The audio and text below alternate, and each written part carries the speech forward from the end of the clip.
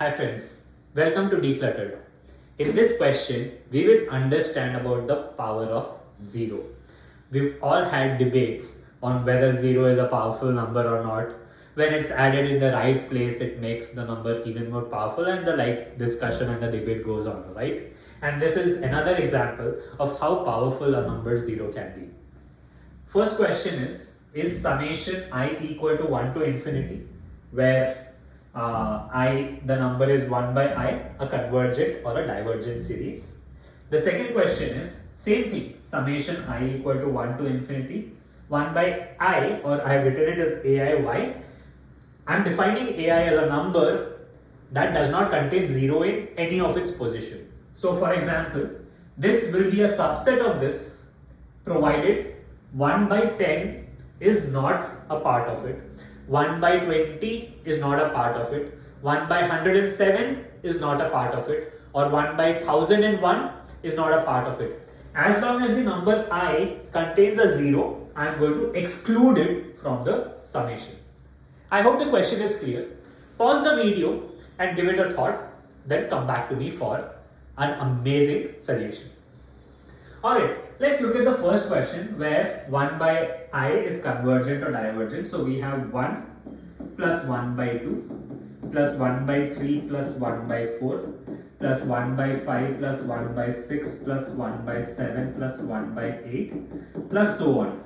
There are certain reasons why I have taken the terms like this. Let's understand why.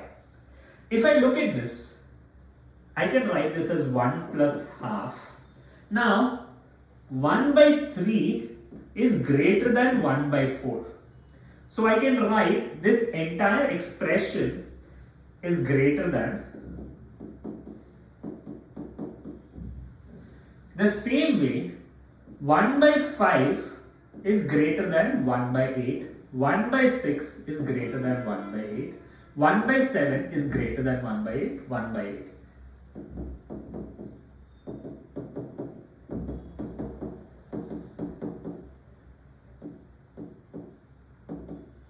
And you are understanding the pattern, right? I have taken 4 numbers here. I will take 16 numbers and write it as the next multiple of, I will take the next 8 numbers and I will write it as a multiple of 1 by 16. And the reason I have done this is, now I know 1 by 3 is greater than 1 by 4. So this summation is going to be less than this summation. So what happens here is, this is equal to 1. This is equal to half. These two will be equal to half. These 4 will be equal to half. Then the next 16 terms will be equal to half, and so on. So my original question is greater than an infinite number of halves, which makes this number a divergent series because there is no end to it. It's infinity, right? That is why summation I equal to 1 by I is a divergent series. But what happens when I exclude all the terms that have a 0? That's when the series becomes convergent, and this summation is going to be less than or equal to 90. Let's understand how that is happening, right? So I have 1 plus 1 by 2 plus 1 by 3 plus 1 by 4 plus so on plus 1 by 9. I will take all the terms because there are no zeros. I will not take 1 by 10 now because 1 by 10 has a 0.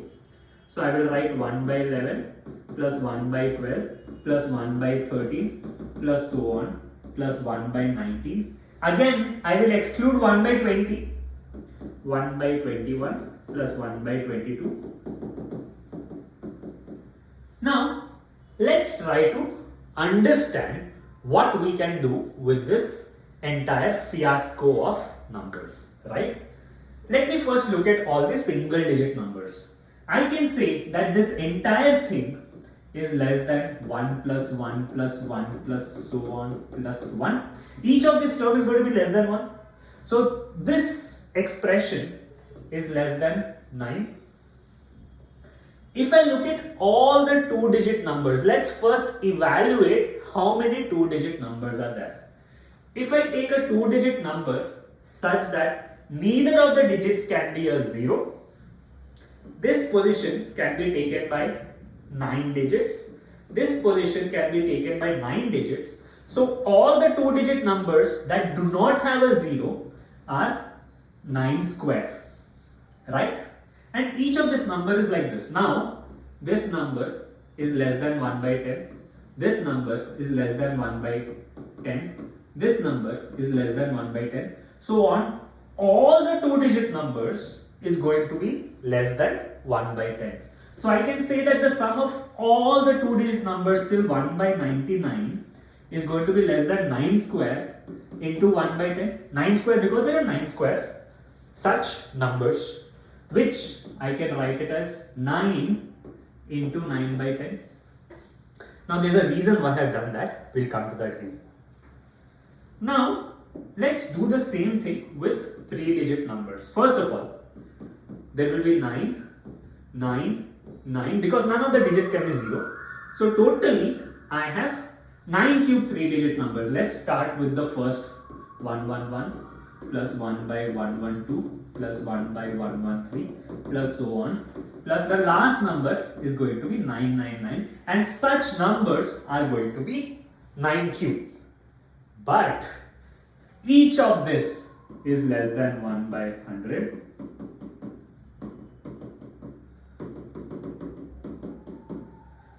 So the summation of all the 3-digit numbers is less than 9 cube by 100, which can be written as 9 into 9 square by 10 square is for the 3-digit numbers. What was for the 2-digit numbers? 9 into 9 by 10. What was for 1-digit number? 9 into 9 by 10 power 0. If I had to write for 4-digit numbers, the sum of all the 4-digit numbers is going to be less than 9 into 9 by 10, the whole cube. All the 5, 9 into 9 by 10, the whole power 4. And this translates to an infinite GP. The summation, the given summation is less than 9 plus 9 into 9 by 10 plus 9 into 9 square by 10 square plus 9 into 9 cube by 10 cube plus so on. My common ratio R is less than 1, which is 9 by 10. So I can say that the sum of the infinite GP is A by 1 minus R, which is 9 by 1 minus 9 by 10, which is equal to 90. Once I have removed 0 from any of the position of that sequence, the sum is converging to 90. And that's the power of 0. I hope you enjoyed this problem. If you did, do like, share and subscribe.